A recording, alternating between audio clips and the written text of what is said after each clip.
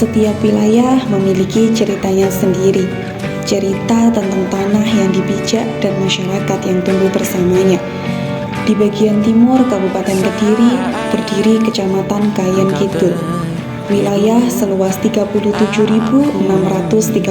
km persegi ini terbagi menjadi 12 desa.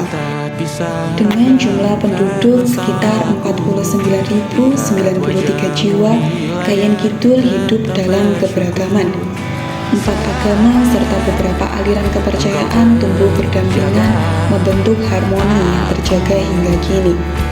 Tak ada yang hadir tanpa jejak waktu. Setiap tempat menyimpan kisahnya sendiri, tertulis dalam perjalanan masa lalu yang membentuk hingga kini. Tahun 2004 sudah mulai ada wacana pemekaran kecamatan. Itu 2004, 2005 berproses sampai dengan 2026. Itu memang barang pidana Pagu. Sebenarnya itu kecamatannya itu Pagu. Pagu itu ada 25 desa. Dan di sini juga diadakan rencana pemekaran. Kalau melihat letak geografis dan sebagainya, menurut kami itu memang tidak masuk hitungan lah. Wacana kemarin itu ada di Bangsongan. Bangsongan itu karena di sana di samping dekat dengan keramaian, sudah ada pasar, BRI dan sebagainya ada semua.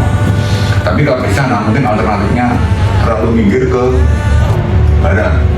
Muncul lagi wacana di Muko, terus muncul di Kayen Kidul wacana itu lah.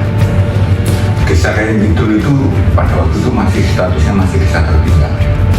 Pemerintah Kades pada waktu itu pada tahun 2004 itu masih Pak Satimo namanya. Pak Satimo itu nanti inisiatif musyawarah dengan lembaga-lembaga yang ada desa atau tokoh-tokoh masyarakat yang ada desa. Ini ada proses pemekaran kecamatan Pagu mau dipecah jadi 2. Akhirnya melalui musyawarah tersebut diambil satu keputusan atau disepakati bahwa kalau bisa usahakan bisa Kayen Kidul.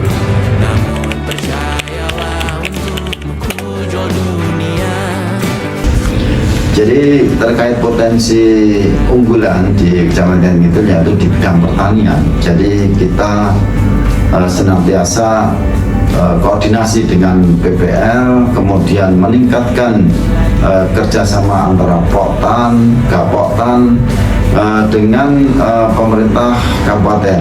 Jadi kami senantiasa memfasilitasi dalam rangka pengembangan atau modernisasi alat-alat pertanian untuk Poktan-Poktan yang ada di desa. Jadi usaha kami adalah memfasilitasi mereka supaya modernisasi pertanian ini bisa berjalan dengan baik di Kecamatan Kayen Kidul.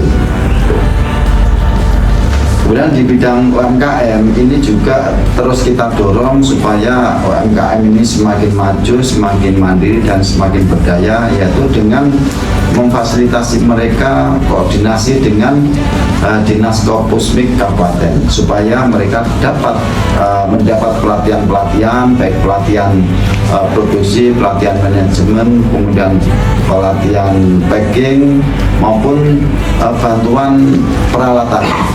Jadi kami senantiasa mendorong UMKM untuk kita fasilitasi supaya dia cepat maju dan berdaya. Desa Wisata Jambu memiliki potensi unggulan di bidang edukasi dan agrowisata. Berbasis alam pedesaan, desa ini menawarkan pengalaman belajar pertanian, mulai dari tanam padi hingga budidaya buah seperti alpukat dan kelengkeng. Tak jauh dari potensi alam tersebut, tumbuh pula potensi nilai dan kebersamaan yang menguatkan kehidupan sosial masyarakatnya. Desa Sekaran, sebuah lingkungan yang dikenal sebagai Kampung Pancasila. Sebutan ini bukanlah nama administratif, melainkan lahir dari kebiasaan hidup warganya yang telah puluhan tahun menjaga kerukunan dalam keberagaman. Di lingkungan ini, rumah-rumah ibadah berdiri berdampingan dan perayaan hari besar keagamaan tidak pernah menjadi batas dalam berinteraksi. Dalam pelaksanaan kuliah kerja nyata, Kelompok 7 Universitas Islam Negeri Syekh Wasil Kediri hadir bukan sekedar menjalankan program, tetapi membawa semangat kolaborasi dan pengabdian di Kecamatan Kayan Kidul. Program pertama dimulai dengan sosialisasi pencegahan bullying, menyasar siswa sekolah dasar dan menengah. Melalui pendekatan interaktif dan sesi konseling sederhana, mahasiswa menanamkan nilai empati, saling menghargai, dan keberanian untuk bersikap bijak dalam pergaulan. Penanaman pohon yang dilakukan bersama juga menjadi simbol tumbuhnya kepedulian. Di bidang pelayanan publik, tim KKN menghadirkan video edukasi layanan kantor kecamatan melalui proses wawancara, pengambilan gambar, hingga publikasi digital. Informasi mengenai prosedur administrasi seperti pengurusan SKCK, surat izin keramaian, hingga dokumen kependudukan disusun secara jelas dan mudah dipahami. Upaya ini menjadi langkah kecil menuju pelayanan yang lebih transparan dan modern. Selama pelaksanaan KKN, mahasiswa turut mendukung berbagai aktivitas di kantor kecamatan, mulai dari membantu pelayanan umum, mendampingi penyuluhan pertanian lapangan, terlibat dalam pendampingan program Keluarga Harapan, hingga mendukung kegiatan pemberdayaan dan kesejahteraan keluarga. Di tengah masyarakat, mahasiswa membangun kedekatan melalui berbagai kegiatan sosial dan keagamaan, seperti pengajian, sholawatan, posyandu, khataman, sekaligus turut mendampingi pembelajaran TPQ untuk membantu proses belajar para santri. Rangkaian program ini menjadi bukti bahwa pengabdian tidak selalu tentang hal besar, tetapi tentang langkah nyata yang memberi makna bagi masyarakat dan bagi masa depan bersama.